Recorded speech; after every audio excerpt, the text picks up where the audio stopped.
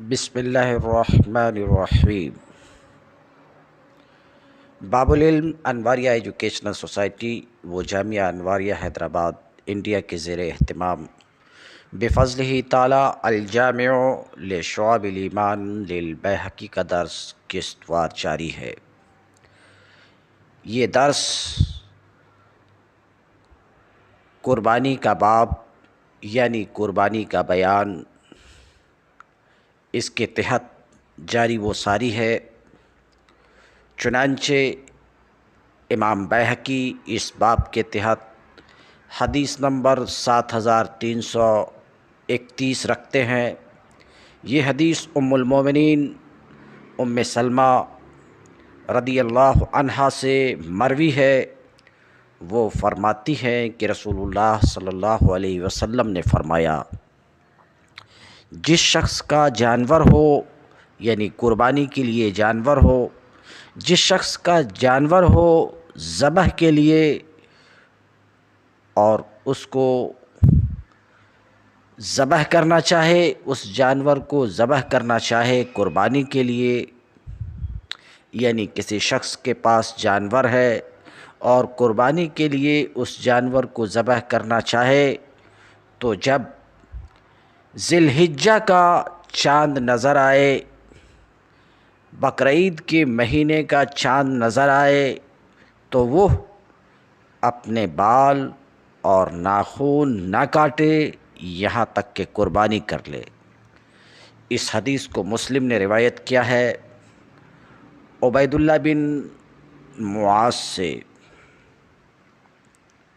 روایت نمبر 7332۔ یہ حدیث بھی حضرت ام سلمہ رضی اللہ عنہا سے مروی ہے ایک دوسری سند کے ساتھ۔ وہ کہتی ہیں کہ نبی کریم صلی اللہ علیہ وسلم نے فرمایا، جب عشرہ ذو الحجہ داخل ہو جائے اور تم میں سے کوئی شخص قربانی کرنا چاہے، اس کو چاہیے کہ وہ اپنے بال اور ناخن تراشنے سے رک جائے۔ اس حدیث کو بھی امام مسلم نے روایت کیا ہے۔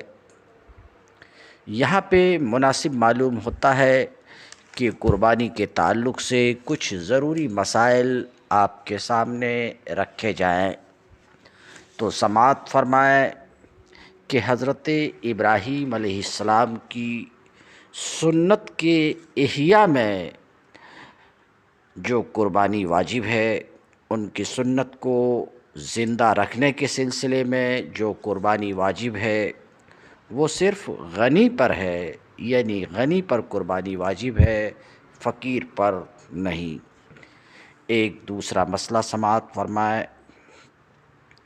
کہ قربانی کے وجوب کے لیے، قربانی کے واجب ہونے کے لیے کیا کچھ شرائط ہیں؟ تو جواب ہے کہ ہاں، قربانی کے واجب ہونے کے لیے چند شرائط ہیں۔ ان میں سے پہلی شرط اسلام ہے، یعنی غیر مسلم پر قربانی واجب نہیں ہے، مسلم پر قربانی واجب ہے۔ قربانی کے وجوب کے لیے دوسری شرط اقامت ہے، یعنی مقیم ہونا ہے، مسافر پر قربانی واجب نہیں ہے۔ ہاں، مسافر اگر از راہ تطوع قربانی کرنا چاہے تو اس میں کوئی حرج کی بات نہیں ہے، لیکن مسافر پر قربانی واجب نہیں ہے۔ اسی طریقے سے قربانی کے وجوب کے لیے ایک شرط ہے مالک نصاب ہونا۔ مالک نصاب ہونا یعنی اتنا نصاب اس کے پاس ہو جس سے صدقہ فطر واجب ہوتا ہو، یہ مراد نہیں ہے، بلکہ اتنا نصاب اس کے پاس ہو جس سے زکوٰۃ واجب ہوتی ہو۔ تو قربانی کے وجوب کے لیے اب تک 3 شرائط آپ نے سماعت فرمائی۔ نمبر 1 مسلم ہو، یعنی غیر مسلم پر قربانی نہیں۔ نمبر 2 مقیم ہو، یعنی مسافر پر قربانی واجب نہیں۔ نمبر 3 مالدار ہو، یعنی مالک نصاب ہو جس سے زکوٰۃ واجب ہوتی ہے، اس پر قربانی واجب ہے۔ جو مالک نصاب نہیں ہے اس پر قربانی واجب نہیں ہے۔ قربانی کے وجوب کی چوتھی شرط ہے حریت، یعنی آزاد ہونا، اور جو آزاد نہ ہو اس پر قربانی واجب نہیں ہے کہ غلام کے پاس مال ہی نہیں، لہذا عبادت مالیہ اس پر واجب نہیں۔ قربانی کے وجوب کے لیے مرد ہونے کی شرط نہیں ہے، عورتوں پر بھی قربانی واجب ہوتی ہے جس طریقے سے مردوں پر قربانی واجب ہوتی ہے۔ اس کے لیے مسئلہ یہ ہے کہ آیا قربانی کے واجب ہونے کے لیے بالغ ہونے کی شرط ہے یا نہیں، تو اس بات میں اختلاف ہے، اور نابالغ پر اس بات میں اختلاف ہے اور نابالغ پر واجب ہے تو آیا خود اس کے مال سے قربانی کی جائے گی یا اس کا باپ اپنے مال سے قربانی کرے گا؟ ظاہر الروایہ یہ ہے کہ نہ خود نابالغ پر قربانی واجب ہے، نہ اس کی طرف سے نہ اس کے باپ پر واجب ہے، اور اسی پر فتویٰ ہے۔ قربانی آج کل دیکھنے میں آتی ہے کہ عام طور سے شہروں میں شرکت کی قربانی ہوتی ہے، تو شرکت میں گائے کی قربانی ہے تو یہ ضروری ہے کہ گوشت وزن کر کے تقسیم کیا جائے، اندازہ سے تقسیم نہ ہو، کیونکہ ہو سکتا ہے کہ اندازہ سے تقسیم کیے جانے کی صورت میں کسی کو زائد یا کم ملے، اور یہ ناجائز ہے۔ یہاں یہ خیال نہ کیا جائے کہ کم و بیش ہوگا تو ہر ایک اس کو دوسرے کے لیے جائز کر دے گا، کہہ دے گا کہ اگر کسی کو زائد پہنچ گیا ہے تو معاف کیا، کہ یہاں عدم جواز حق کے شرع ہے، اور ان کو معاف کرنے کا حق کسی حصہ دار یا قربانی شیئر کے طور پر، حصے کے طور پر کرنے والے کو نہیں ہے۔ ایک اور مسئلہ، قربانی کا وقت 10ویں ذی الحجہ کے طلوع صبح صادق سے 12ویں کے غروب آفتاب تک ہے، یعنی 3 دن 2 راتیں، اور ان دنوں کو ایام نحر کہتے ہیں۔ 10، 11، 12 ذی الحجہ کو ایام نحر کہتے ہیں، اور 11 سے 13 تک 3 دنوں کو ایام تشریق کہتے ہیں، لہٰذا بیچ کے 2 دن ایام نحر اور ایام تشریق دونوں ہیں، اور پہلا دن یعنی 10ویں ذی الحجہ صرف یوم النحر ہے، اور پچھلا دن یعنی 13ویں ذی الحجہ کو صرف یوم التشریق ہے۔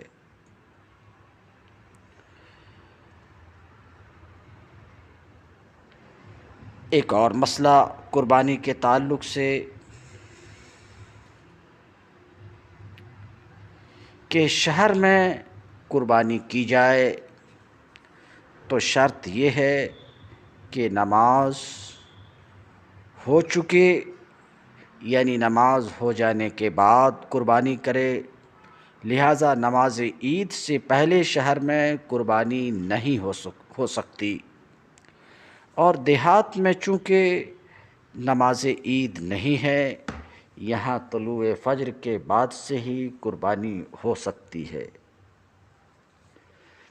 دیہات میں بہتر یہ ہے کہ بعد طلوع آفتاب قربانی کی جائے، اور شہر میں بہتر یہ ہے کہ عید کا خطبہ ہو جانے کے بعد قربانی کی جائے۔ نماز ہو چکی ہے اور ابھی خطبہ نہیں ہوا ہے، ایسی صورت میں اگر قربانی کر دیا تو قربانی ہو جائے گی، مگر ایسا کرنا مکروہ ہے۔ شہر میں اگر کئی جگہ عید کی نماز ہوتی ہو، جیسا کہ آج کل دیکھنے میں آتا ہے، تو پہلی جگہ نماز ہو چکنے کے بعد، ہو جانے کے بعد قربانی جائز ہے۔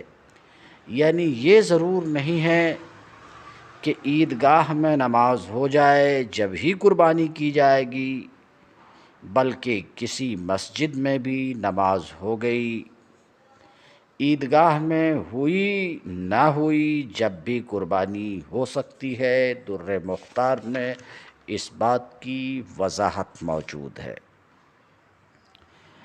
اب چند مسائل اس تعلق سے ہم دیکھتے ہیں کہ قربانی کا جانور کیسا ہونا چاہیے۔ تو آپ کو پتہ ہے کہ قربانی کے جانور 3 طرح کے ہیں: اونٹ، گائے، بکری۔ ہر قسم میں اونٹ ہو، گائے ہو، بکری ہو، اس کی جتنی نوعیں ہیں سب داخل ہیں۔ نر اور مادہ، خصی اور غیر خصی، سب کا ایک حکم ہے، یعنی سب کی قربانی ہو سکتی ہے۔ بھینس گائے میں شمار ہے، اس کی بھی قربانی ہو سکتی ہے۔ بھیڑ اور دمبا بکری میں داخل ہیں، ان کی بھی قربانی ہو سکتی ہے۔ قربانی کے جانور کی عمر کیا ہونی چاہیے؟ تو قربانی کے جانور کی عمر یہ ہونی چاہیے کہ اونٹ 5 سال کا، گائے 2 سال کی، بکری 1 سال کی۔ اس سے کم ہو تو قربانی جائز نہیں ہے، زیادہ ہو تو جائز ہے، بلکہ افضل ہے۔ ہاں، دمبا یا بھیڑ کا 6 ماہہ بچہ اگر اتنا بڑا ہو کہ دور سے دیکھنے میں سال بھر کا معلوم ہوتا ہو تو اس کی قربانی جائز ہے، اس کی قربانی جائز ہے۔ قربانی کے جانور کو عیب سے خالی ہونا چاہیے، اور تھوڑا سا عیب ہو تو قربانی ہو جائے گی مگر مکروہ ہوگی، اور زیادہ عیب ہو تو قربانی نہیں ہوگی۔ جس کے پیدائشی سینگ نہ ہو اس کی قربانی جائز ہے، اور اگر سینگ تو تھے مگر ٹوٹ گیا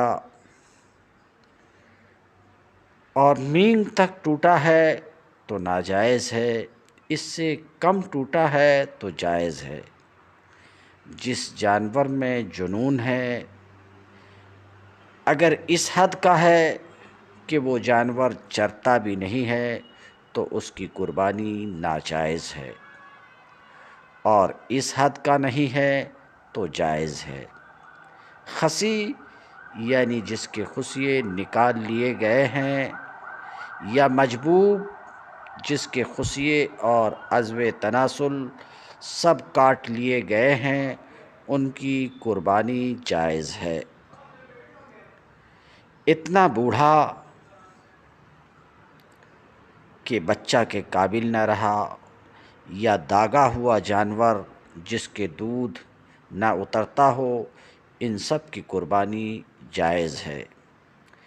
خارشی جانور کی قربانی جائز ہے، جبکہ فربا ہو، موٹا ہو اور اتنا لاغر ہو کہ ہڈی میں مغز نہ رہا ہو تو قربانی جائز نہیں ہے ایسے جانور کی۔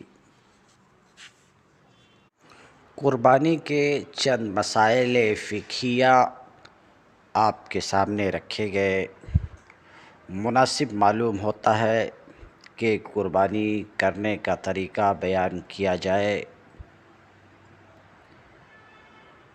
دیکھیے، بہتر یہ ہے کہ قربانی کا جانور عمدہ ہو، موٹا ہو۔ قربانی سے پہلے اسے چارہ پانی دے دیں، یعنی بھوکا پیاسا ذبح نہ کریں، اور ایک کے سامنے دوسرے کو ذبح نہ کریں، یعنی قربانی کے کئی جانور ہیں تو ایک جانور کے سامنے دوسرے کو ذبح نہ کریں، اور پہلے سے چھری تیز کر لیں۔ ایسا نہ ہو کہ جانور گرانے کے بعد اس کے سامنے چھری تیز کی جائے۔ جانور کو بائیں پہلو پر اس طرح لٹائیں کہ قبلہ کو اس کا منہ ہو، اور اپنا داہنا پاؤں اس کے پہلو پر رکھ کر تیز چھری سے جلد ذبح کر دیا جائے۔ ذبح سے پہلے یہ دعا پڑھی جائے: انی وجہت وجہی للذی فطر السماوات والارض حنیفا وما انا من المشرکین، ان صلاتی ونسکی ومحیای ومماتی للہ رب العالمین لا شریک لہ وبذالک امرت وانا من المسلمین، اللہم لک ومنک بسم اللہ اللہ اکبر۔ اسے پڑھ کر ذبح کر دے۔ قربانی اپنی طرف سے ہو تو ذبح کے بعد یہ دعا پڑھے: اللہم تقبل منی کما تقبلت من خلیلک ابراہیم علیہ السلام وحبیبک محمد صلی اللہ علیہ وسلم۔ اس طرح ذبح کرے جانور کو کہ چاروں رگیں کٹ جائیں، یا کم سے کم 3 رگیں کٹ جائیں۔ اس سے زیادہ نہ کاٹیں کہ چھری گردن تک پہنچ جائے، کہ یہ بے وجہ کی تکلیف ہے۔ پھر جب تک جانور ٹھنڈا نہ ہو جائے، یعنی جب تک اس کی روح بالکل نہ نکل جائے، اس کے پاؤں وغیرہ نہ کاٹے جائیں، نہ کھال اتاریں۔ اور اگر دوسرے کی طرف سے ذبح کرنا ہے تو منی کی جگہ من کے بعد اس دوسرے آدمی کا نام لیں، اور اگر وہ مشترک جانور ہے جیسے اونٹ تو وزن سے گوشت تقسیم کیا جائے، محض تخمینہ سے تقسیم نہ کریں۔ پھر اس گوشت کے 3 حصے کر کے ایک حصہ فقراء پر تصدق کریں، ایک حصہ دوست احباب کے یہاں بھیجیں، اور ایک حصہ اپنے گھر والوں کے لیے رکھے، اور اس میں سے خود بھی کچھ کھا لے۔ اور اگر اہل و عیال زیادہ ہوں تو 1/3 سے زیادہ، بلکہ کل گوشت بھی گھر کے صرف میں لا سکتا ہے۔ اور قربانی کا چمڑا اپنے کام میں بھی لا سکتا ہے، اور ہو سکتا ہے کہ کسی نیک کام کے لیے دے دے، مثلا مسجد یا دینی مدرسے کو دے دے، یا کسی فقیر کو دے دے۔ بعض جگہ یہ چمڑا امام مسجد کو دیا جاتا ہے۔ اگر امام کی تنخواہ میں نہ دیا جاتا ہو بلکہ اعانت کے طور پر ہو تو حرج نہیں ہے۔ قربانی کرنے والا بقرعید کے دن سب سے پہلے قربانی کا گوشت کھائے، اس سے پہلے کوئی دوسری چیز نہ کھائے، یہ مستحب ہے۔ اس کے خلاف کرے جب بھی حرج نہیں ہے۔ حضرات سامعین کرام، احادیث سے ثابت ہے کہ سید عالم حضرت محمد رسول اللہ صلی اللہ علیہ وسلم نے اس امت مرحومہ کی طرف سے قربانی کی، یہ حضور کے بے شمار الطاف میں سے ایک خاص کرم ہے کہ اس موقع پر بھی آپ صلی اللہ علیہ وسلم نے امت کا خیال فرمایا، اور جو لوگ قربانی نہ کر سکے ان کی طرف سے خود ہی قربانی ادا فرمائی۔ یہ شبہ کہ ایک مینڈھا ان سب کی طرف سے کیوں کر ہو سکتا ہے، یا جو لوگ ابھی پیدا ہی نہیں ہوئے ان کی قربانی کیوں کر ہوئی، اس کا جواب یہ ہے کہ حضور صلی اللہ علیہ وسلم کے خصائص میں سے یہ بات ہے، جس طرح حضور نے 6 مہینے کے بکری کے بچے کی قربانی ابو بردہ رضی اللہ تعالی عنہ کے لیے جائز فرما دی، جس حدیث کو ابھی آپ سن چکے ہیں، اوروں کے لیے اس کی ممانعت کر دی۔ اسی طرح اس میں خود حضور صلی اللہ علیہ وسلم کی خصوصیت ہے۔ کہنا یہ ہے کہ جب حضور صلی اللہ علیہ وسلم نے امت کی طرف سے قربانی کی ہے تو جو مسلمان صاحب استطاعت ہو، اگر حضور اقدس صلی اللہ علیہ وسلم کے نام کی ایک قربانی کرے تو ذہ نصیب اور بہتر سینگ والا مینڈھا ہے، جس کی سیاہی میں سفیدی کی بھی آمیزش نہ ہو، جیسے مینڈھے کی خود حضور صلی اللہ علیہ وسلم نے قربانی فرمائی ہے۔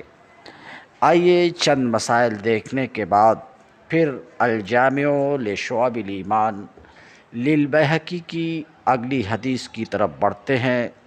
حدیث کا نمبر ہے 7333۔ ام المومنین عائشہ صدیقہ رضی اللہ تعالی عنہ سے روایت ہے کہ نبی کریم صلی اللہ علیہ وسلم نے فرمایا، ابن آدم قربانی کے دن کوئی ایسا عمل نہیں کرتا جو اللہ کو قربانی کا خون بہانے سے زیادہ محبوب ہو، یعنی قربانی کے دن اللہ تعالیٰ کے نزدیک ابن آدم کا سب سے محبوب عمل قربانی کرنا ہے۔ ام المومنین فرماتی ہیں کہ اور وہ قربانی کا جانور قیامت کے دن آئے گا سینگوں اور بالوں سمیت، اور اس کا خون جب گرتا ہے تو زمین پر پڑنے سے پہلے اللہ کے نزدیک مقام قبولیت پر پہنچ جاتا ہے، لہٰذا اس بات پر دل سے خوش ہو جاؤ۔ روایت نمبر 7334۔ حضرت ابو ہریرہ رضی اللہ تعالی عنہ سے روایت ہے کہ رسول اللہ صلی اللہ علیہ وسلم نے فرمایا، جو شخص گنجائش ہوتے ہوئے قربانی نہ کرے وہ ہماری عیدگاہ میں نہ آئے، یعنی جس شخص میں قربانی کرنے کی استطاعت ہے اور وہ قربانی نہ کرے تو رسول اللہ صلی اللہ علیہ وسلم فرماتے ہیں وہ ہماری عیدگاہ میں نہ آئے۔ روایت نمبر 7334۔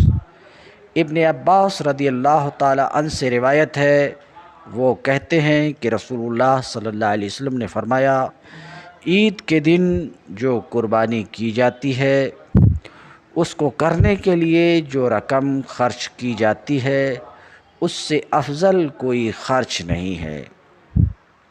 روایت نمبر 7335۔ حضرت ابو ہریرہ رضی اللہ تعالی عنہ سے روایت ہے، وہ نبی کریم صلی اللہ علیہ وسلم سے روایت کرتے ہیں کہ آپ صلی اللہ علیہ وسلم نے فرمایا، تمہاری عید کے دن تم لوگوں کے بھیڑ یا دمبے کو ذبح کرنے پر تمہارا رب تعالیٰ خوش ہوتا ہے، ان احادیث سے یہ بات صاف طور پر معلوم ہوتی ہے کہ قربانی کے دن میں قربانی کرنا اللہ تعالیٰ کو بہت محبوب ہے۔ ان احادیث سے قربانی کی فضیلت واضح طور پر معلوم ہوتی ہے۔ روایت نمبر 7336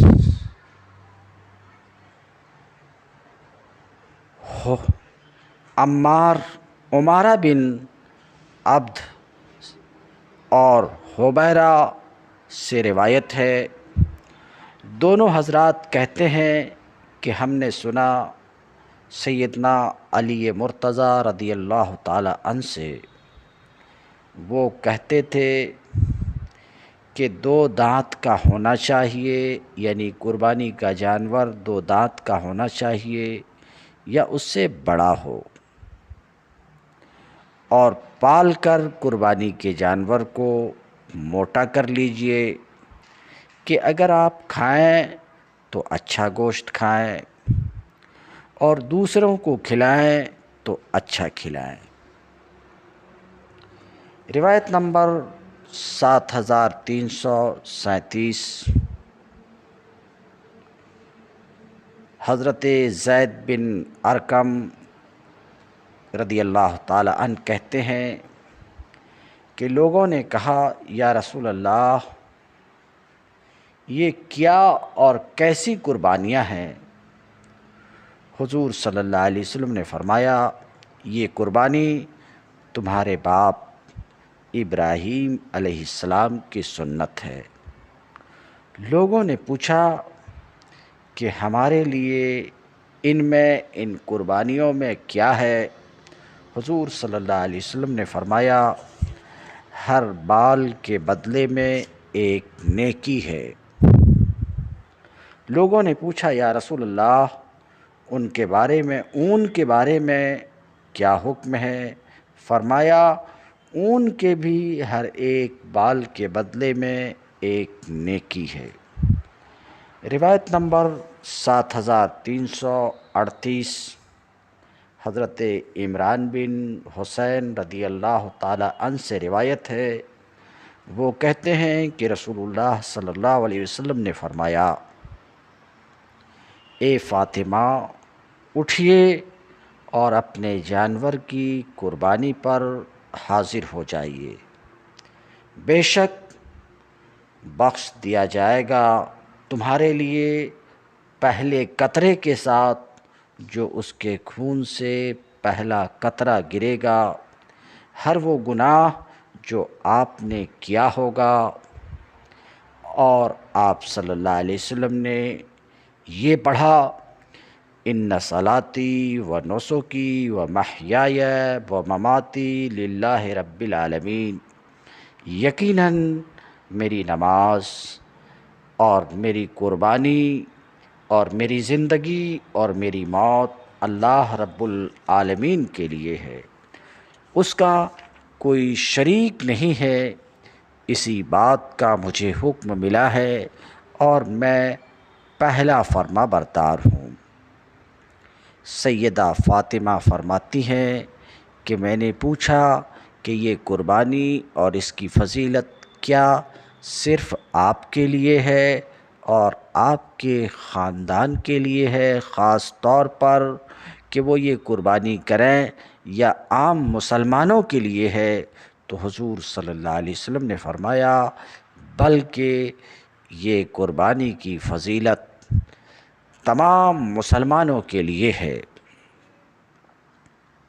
امام بیہقی فرماتے ہیں کہ یہ حدیث اور وہ جو اس سے پہلے ہیں اور 4 حدیثیں جو اس سے پہلے ہیں اور حضرت علی کے قول سے پہلے جو حدیثیں ہیں، ان کی سندوں میں مقال ہے، تاہم میں نے بعض اپنے علماء کو دیکھا ہے جو فضائل اعمال میں ان کی مثل ذکر کرتے ہیں۔